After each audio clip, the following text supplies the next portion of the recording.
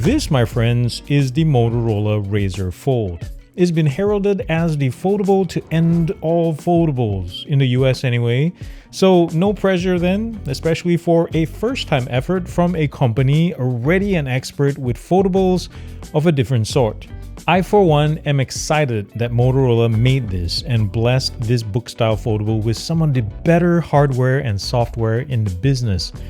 But is that really good enough in 2026?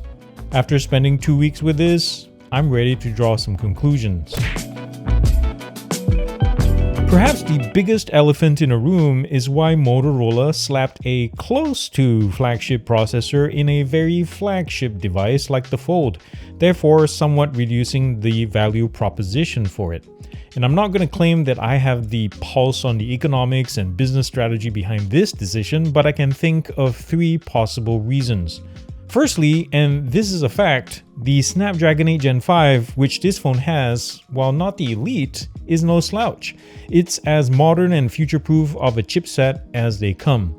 It guns through practically everything you throw at it with neither fuss nor throttling, unless of course, you're a heavy graphics gamer and only then you might run into limitations. But my point is, in the mind of Motorola, rather than have ultimate horsepower that most users won't ever tap into anyway, why not use a chip that's powerful, AI friendly, and known to run cool and be gentle on the battery? Secondly, and simply, Motorola probably stockpiled a buttload of these Gen 5s and needed somewhere to put it. Thirdly, and I believe many of you are already thinking this, the global memory price crisis. Because with elevated prices that began in earnest late last year and expected to continue well into next year, brands have had to raise prices and/or hold back on expensive hardware advancement. But don't be mistaken, aside from the non-elite processor, the rest of the Fold is amazing. Both displays, for example, are a joy to look at and use. Both reach brightness that are perfect for days at the beach or just enjoying the first actual sunny days here in Maine. The inner crease is there, but not as obvious as the Fold 7, Pixel Fold, or OnePlus Open. Only something like the Oppo Find N6 has it beat in this area. The hinge snaps open and close with mature authority, and I'm comforted by the fact that the phone has some of the best protection where it counts. There's IP49 dust water resistance, and this is the first phone on sale to sport the top-of-the-line Gorilla Glass Ceramic 3 for the cover display. You've probably heard about the battery as well, and for once, there's parity in the factory claims versus real-world numbers. And I'll tell you this, guys, it's so refreshing not to have to say a few prayers throughout the day and have a charger close by like I did with the OnePlus Open, even when it was fresh out of launch day. In contrast, the Razr Fold has had a few years of tech advancements to tap into, and again, Motorola has done us a solid. Between the power-sipping processor, substantial 6000 mAh silicone carbon battery, and 68-watt fast charging, this thing is an endurance beast. And it's not unusual for me to have more than a day and a half of endurance with this thing, with about 10 to 12% to spare at the end of that. A couple of personal niggles: the volume and power/fingerprint sensor are half a centimeter too high, and worst of all, when the phone is closed, the Moto AI button gets smushed right up there, and I'm not a fan of that. And also, for a 2026 flagship, it would have been better to have Qi 2 support, which this doesn't. With Samsung Nixing S Pen support, it is Motorola that has surprisingly taken up the mantle with the Pen Ultra. Now, I was initially disappointed to see that the stylus doesn't have its own silo within the phone until I remembered that the pen is quite a bit thicker than the 4.6mm thick phone. But what that means though is if you want the pen close at hand, you need to tote the pen in the vape-shaped holder. The case has the same fabric outer lining as the woven surface on the black and blue model for what it's worth, and it charges via USB-C at the bottom. Where the Pen Ultra gains brownie points is what S Pen users have lost in their current folds. For example, 4096 pressure sensitivity, tilt detection, 5.2 milliseconds of latency, a hover pointer, and app-specific shortcuts such as tap to snap a photo and double tapping the pen to take a screenshot. Tying it all together is Android 16 that's mostly stock Material 3 expressive. Here you get Motorola tweaks, but we're not talking about a full-on skin, which means the user experience is both light and mildly customizable. I still can't get enough of the good old Moto gestures that are still here, like chop chop to turn on the flashlight, or twist twist to launch the main camera, and twist twist again to activate the selfie. Traditionally, Motorola hasn't been too hot on long-term OS upgrades and security patches, and plenty of folks have rightfully been concerned that buying the Fold would mean being behind on these things compared to what Samsung and Google offer. That being said, if Motorola's marketing for the Fold is anything to be believed, and I sincerely hope so, users can expect up to 7 years of OS and security updates, which is absolutely game-changing for the brand. What's not clear is how frequent those updates are going to happen. If you're in a pinch and you need to get something done for work or school but you forgot your laptop, or because you prefer computing and working with mobile apps versus Windows equivalent, Motorola has something called Smart Connect Desktop Mode. And if you're thinking, wait a minute Aaron, this is like DeX, well, you'd be right. Now, I am going to go on a limb here by saying that Smart Connect might be better than DeX as a desktop replacement, at least during my time with it. And yes, let the hate mail begin, but the biggest win in my mind for Smart Connect is that you can connect and be productive outside of the Motorola ecosystem. Just download the Smart Connect app on any PC, Android phone or tablet, and you're good to go. There's also a hub where users can quickly switch between dedicated desktop, video chat, gaming, and TV streaming modes.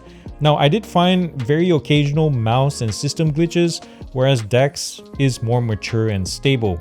And speaking of gaming, I did find it odd that on a flagship like this, there isn't a game or performance mode on the Fold. You launch a game and there's no widget that lets you control power balance, audio notifications, things like that. For example, you're right in the middle of a boss fight on Diablo Immortal and suddenly you get non-stop notification pings from your text message thread.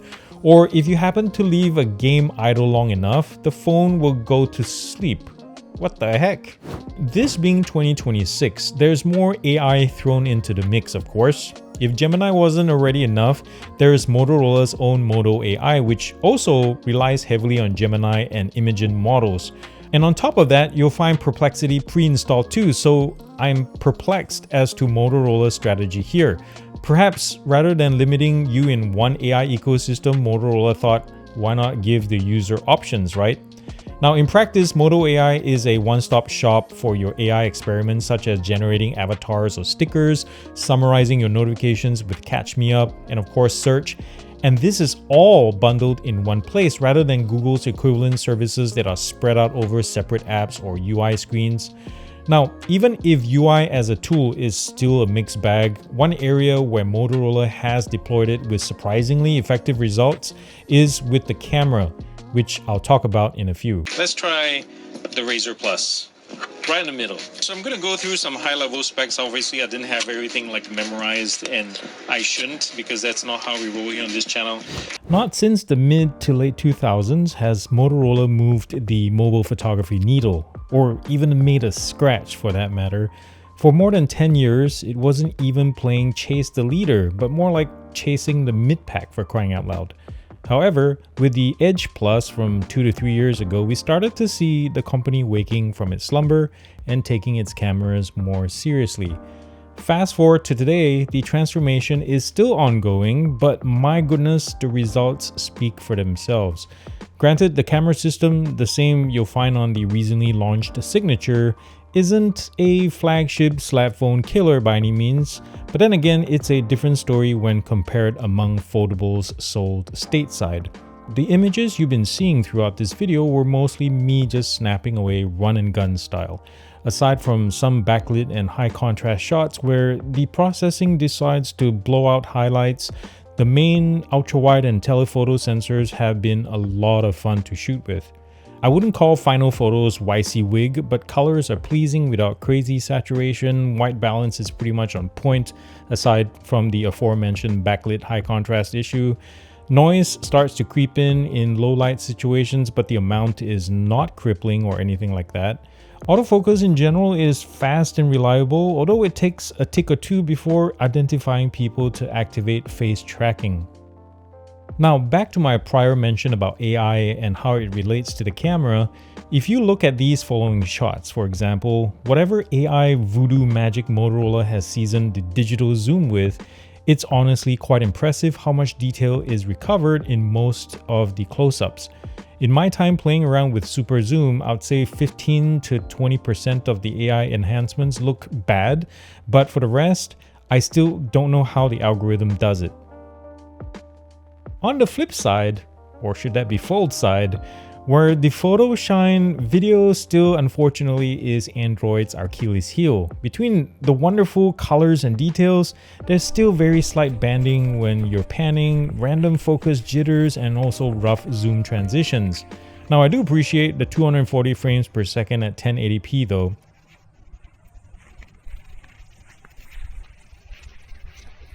Testing, 1, 2, 3. Mic check, mic check. What does my voice sound like? Doing some quick panning. There is some jerkiness on the preview. Not sure if it'll show up on the final.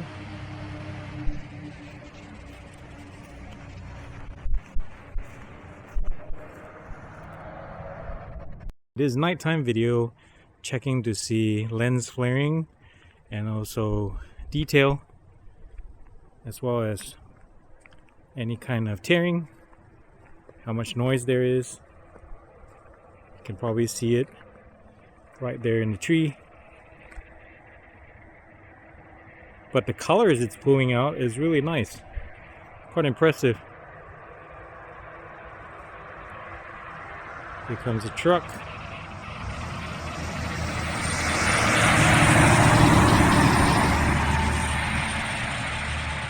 All right, one thing I want to test is, let's go to 0.5.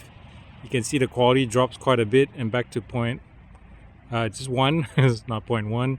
And we have 2 times zoom, 3 times, and 6 times zoom.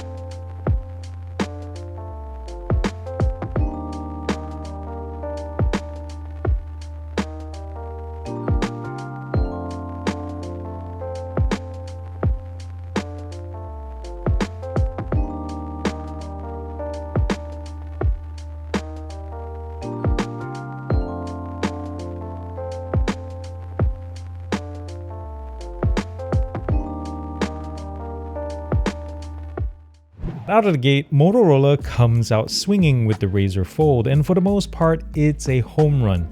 And sure, it might have taken a few years to get the ball rolling, but during that time, the company studied the competition and did its homework. And the result is a device that upsets every foldable officially sold here in America, albeit somewhat quietly, because here's the rub. The Razr Fold is a great phone, but the fact is, unless you're in the smartphone business or are a huge fan of Hello Moto, the sad thing is, most folks will never know it exists. Well, that was my take on the 2026 Motorola Razr Fold, and I'm sticking to it, dang it. And thank you guys for being here. You're hands down the best audience ever. And thanks to Motorola for playing. They did not have any input in this review. So if you'd like to see more unbiased content like this, please remember to subscribe, like, and reshare this channel with your friends. And in the meantime, remember to do something loving and kind for somebody in this world, because guess what? The world needs it more than ever. And it starts with you. I love you guys very much. Peace out and God bless.